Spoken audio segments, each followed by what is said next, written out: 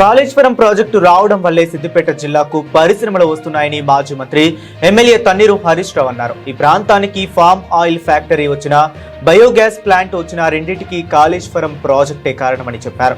నంగునూరు మండలం నర్మెట్టలో 700 కోట్లతో చేపట్టిన జూనోజుల్ ప్రైవేట్ కంపెనీ సిపిజి ప్రాజెక్టు పనులకు మంత్రి దుద్దిల శ్రీధర్ బాబు శంకుస్థాపన చేశారు.